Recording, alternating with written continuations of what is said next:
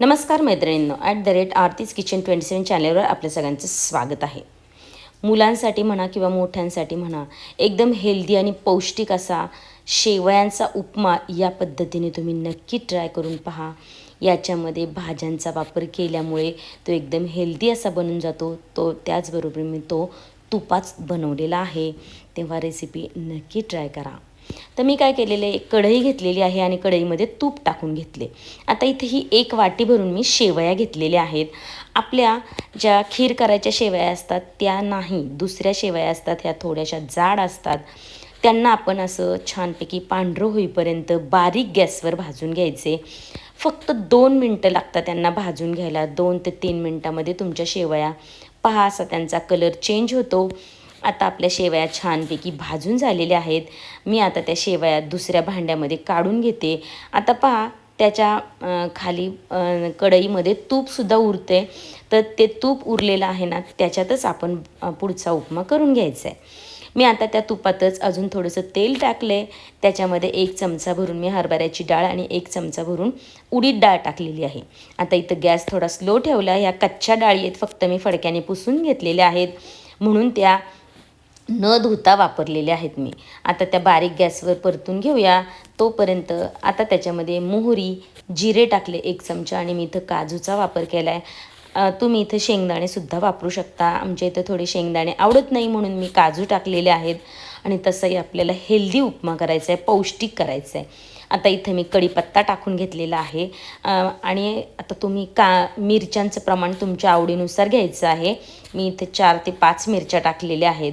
त्याचबरोबर इथं 2 मीडियम साईजचे कांदे मी चिरून घेतलेले आहेत बारीक. आता कांदा आपल्याला छानपैकी परतून घ्यायचा आहे. पण मी काय करणार आहे, ह्या कांदा परतताना त्याच्याबरोबर बाकीच्या भाज्यासुद्धा परतून घेणार आहे. तर मी इथं फक्त वाटाणा वापरलेला आहे. तुम्ही इथं गाजर किंवा फ्रेंच बीन्सचा वापर करू शकता. मशरूमसुद्धा टाकू शकता. आता मी इथं 1 टोमॅटो बारीक चिरून घेतलेला आहे. यानं काय होईल माहिती का, कांद्याबरोबर हे टोमॅटो आणि तुम्ही टाकलेल्या भाज्या यासुद्धा व्यवस्थित वाफ लावून निघतील. आता मी परतून झाल्यानंतर गॅस स्लो करते आणि त्याच्यावर साधारण 2 ते 3 मिनटं आपण झाकण ठेवूया. पाहू शकता हा मॅफ्कोचा वाटाणा आहे. तुम्ही फ्रेश वाटाणा घेतला ना तरीसुद्धा त्याला शिजायला अजिबात वेळ लागत नाही असा परतल्यावर. आता छानपैकी तो परतून झाला आहे. आता बेसिक मसाले टाकायचे आहेत. त्यात अर्धा चमचा हळद, 1 चमचा लाल तिखट, अर्धा चमचा धने पावडर आणि अर्धा छोटा चमचा मी गरम मसाला टाकलेला आहे. हे अगदी छोटे चमचे आहेत माझे. ठीक आहे, आता त्याला छानपैकी काही सेकंद परतून घेऊया आणि आता पाणी ओतायचे. तर मी इथं गरम पाण्याचा वापर केला आहे. ज्या वाटीने तुम्ही शेवया घेतल्या तीच 1.5 वाटी भरून इथं तुम्ही पाणी ओतायचे. गार पाणी ओतलं तरी काहीच हरकत नाही. पण आता या पाण्याला छानपैकी उकळी येऊ द्यायची आहे आणि चवीनुसार आपण आत्ताच इथं मीठ टाकून घेऊया. संपूर्ण शेवयाला लागेल तेवढं मीठ आपण आत्ताच याच्यात टाकून घ्यायचे.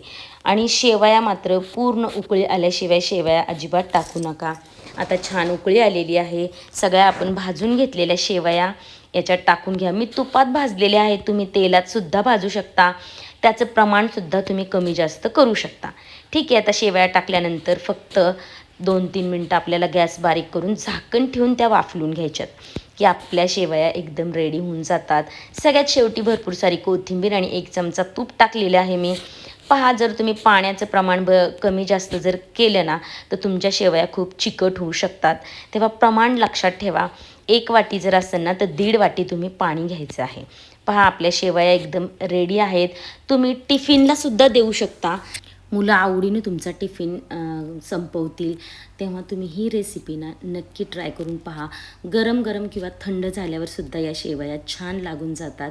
आता तुमच्या मुलांच्या आवडीनुसार याच्यात तुम्ही चीजचा वापरसुद्धा करू शकता. त्यानेसुद्धा एकदम वेगळी अशी डिश तुमची तयार होऊन जाईल. किंवा पनीरचे तुकडेसुद्धा तुम्ही घालू शकता. तर मी याच्यावर गरम गरम चहा आणि डिंकाचा लाडू दिला आहे. रेसिपी आवडली तर लाईक, शेअर, सबस्क्राईब नक्की करा.